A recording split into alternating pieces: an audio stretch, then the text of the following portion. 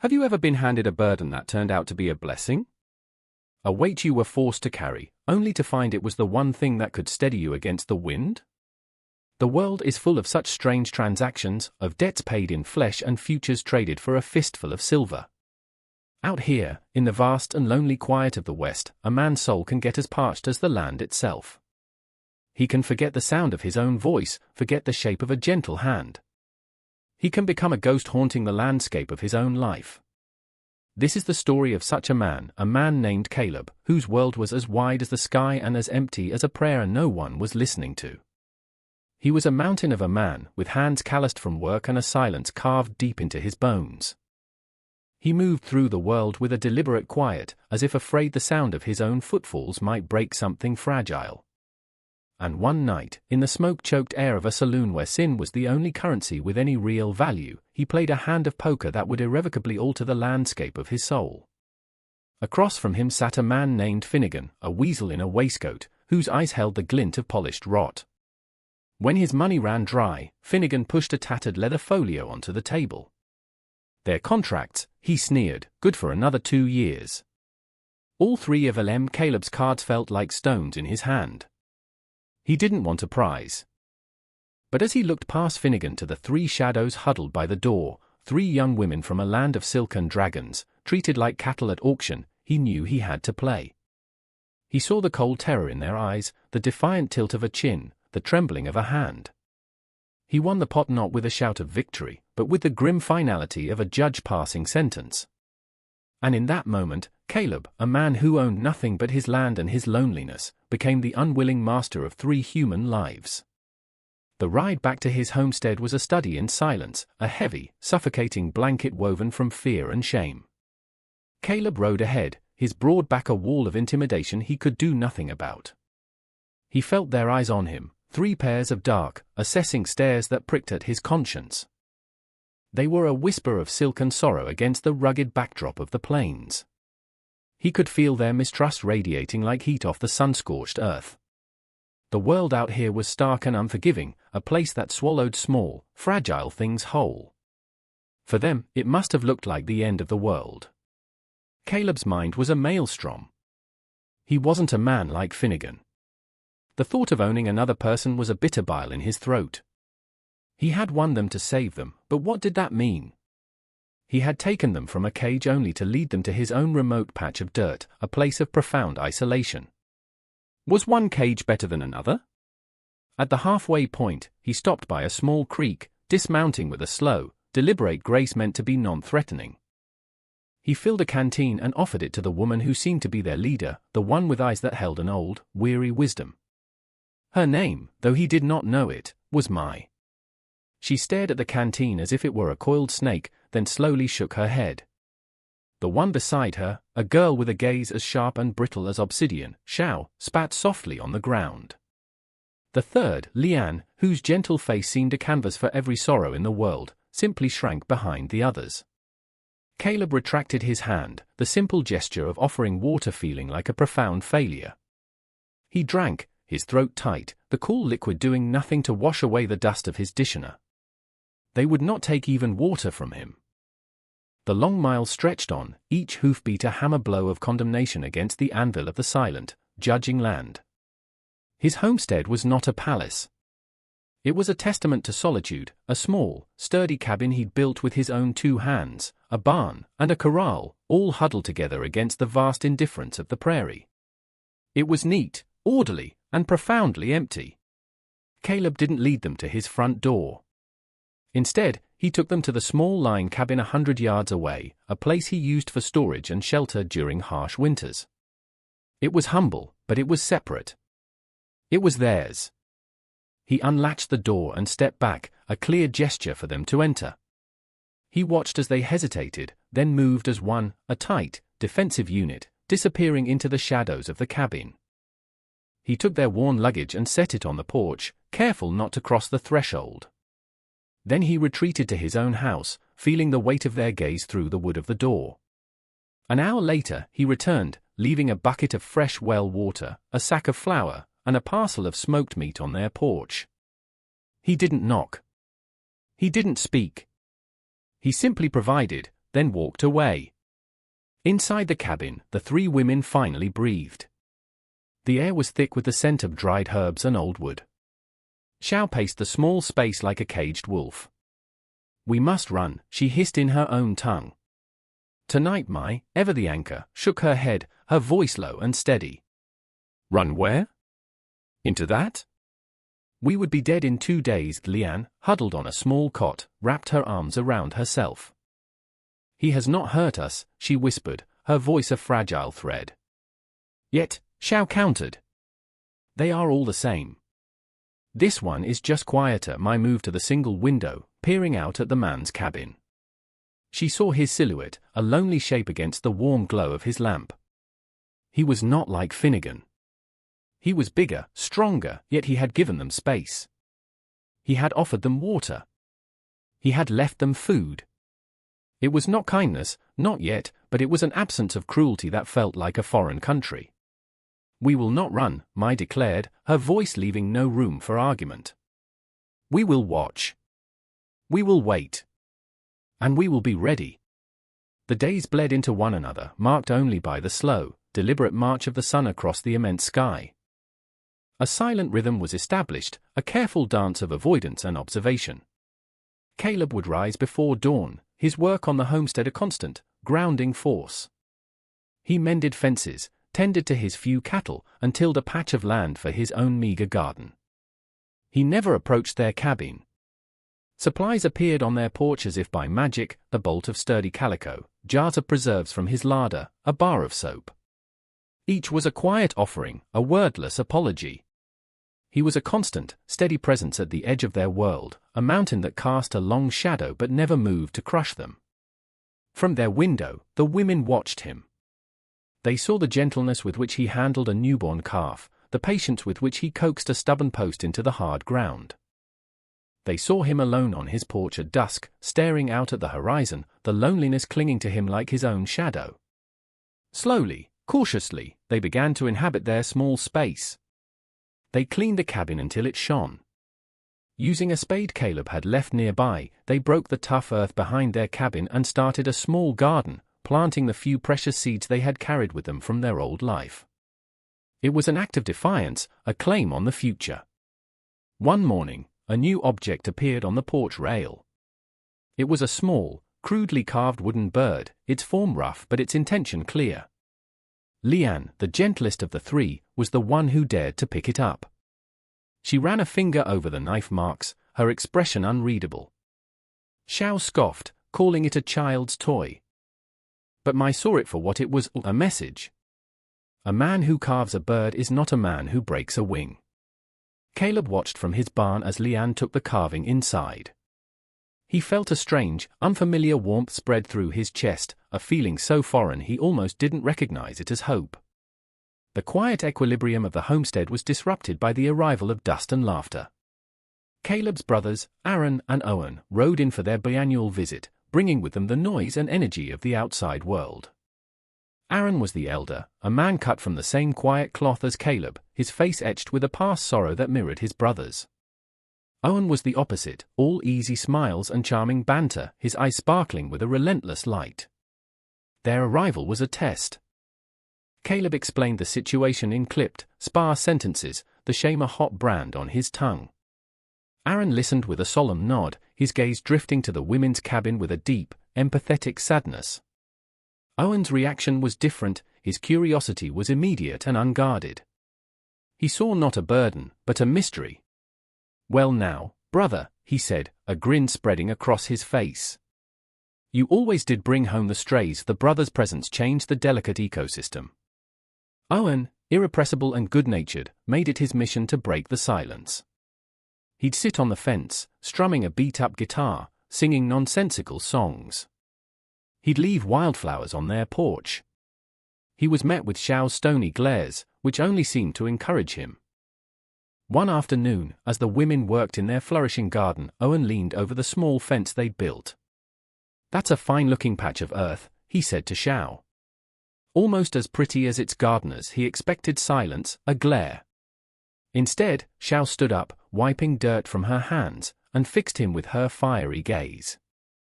"You talk too much," she said, her English heavily accented but perfectly clear. Owen was so stunned he nearly fell off the fence. A slow, delighted grin spread across his face.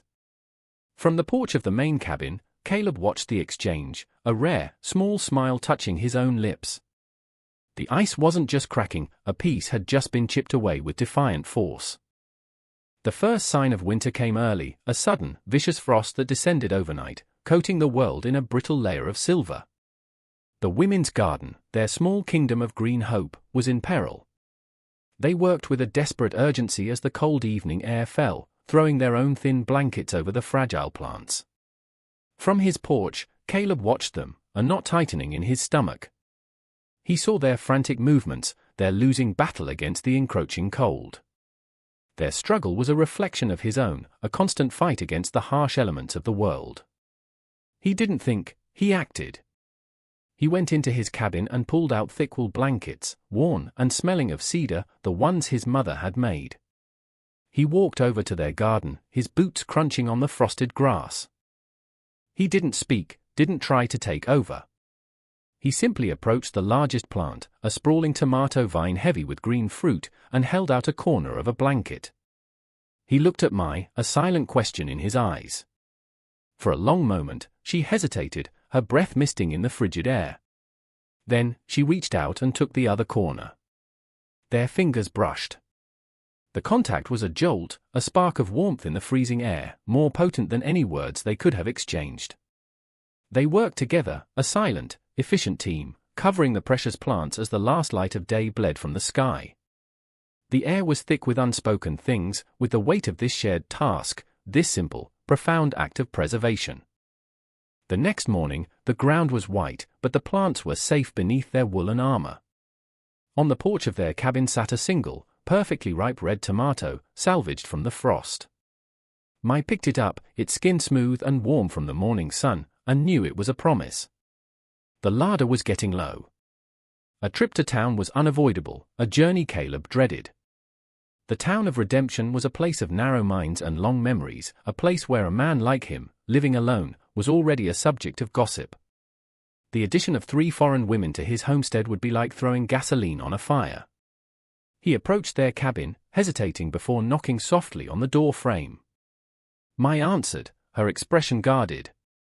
Using slow gestures, Caleb mined writing on his palm and pointed towards the town on the horizon. He was asking if they needed anything. It was the first time he had ever initiated such a direct exchange. After a moment, Mai nodded and disappeared inside, returning with a scrap of paper. On it, in careful, elegant script, were 3 words, thread. Seeds. Salt in town, the air was thick with judgment. He felt the eyes on him as he tethered his horse outside the general store. Inside, the whispers were barely concealed. The final confrontation came in the form of Mrs. Gable, the preacher's wife, a woman whose piety was matched only by her venomous tongue. She cornered him by the flour barrels, her face a mask of sanctimonious concern. "Caleb," she said, her voice dripping with false sweetness. "The whole town is talking. It is not right, a man like you, keeping those heathens." Caleb's hands clenched into fists at his sides. The anger that rose in him was cold and ancient. He looked down at the small woman, and his voice, when it came, was low and steady, as unshakable as the mountains. "They are not being kept," he said, each word a carefully placed stone. "They are under my protection." He held her gaze until she looked away, flustered and defeated. The words echoed in the sudden silence of the store. He had drawn a line in the sand, not just for the town, but for himself. He was no longer their unwilling master. He was their protector. The long ride home felt shorter, his back a little straighter. Winter arrived in earnest, burying the homestead in a deep, silent blanket of snow. The world shrank, the vast prairie becoming an intimate space defined by the 2 small cabins and the path worn between them. It was during this period of intense isolation that Leanne fell ill. A fever took hold of her, leaving her shivering and weak, her gentle spirit dimmed. Mai and Xiao did their best, but their knowledge was limited, and their fear was a palpable thing in the small, cold cabin. They kept the fire roaring, but the cold seemed to be coming from inside Leanne. Caleb noticed the change. He saw the frantic energy from the cabin diminish, saw the smoke from their chimney dwindle to a weak grey wisp. A deep sense of foreboding settled over him. After a day of watching and waiting, he could bear it no longer. He approached their door, his heart a heavy drum in his chest. He knocked, and when Mai opened it, her face etched with panic, he saw Leanne on the cot, pale and trembling. For the first time, he crossed their threshold. The women flinched at his size in the small room, but desperation overrode their fear. Mai, her voice tight, allowed him to approach. He knelt by Leanne's side, his large, calloused hand surprisingly gentle as he felt her forehead. He recognized the fever, the rattling cough. He knew the remedy his mother had used, a poultice of yarrow and mint. He spoke in a low, calm voice, explaining through gestures and simple words what needed to be done. He guided Mai's hands, showing her how to crush the dried herbs and mix them with hot water. He didn't take over, he taught. He stayed through the long, dark night, a silent sentinel in the corner of the room, keeping the fire fed and the kettle full.